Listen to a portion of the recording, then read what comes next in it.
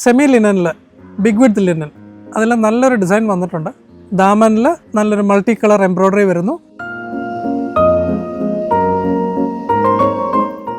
ഇതിൻ്റെ first shade ഒരു light ചിക്കു കളർ.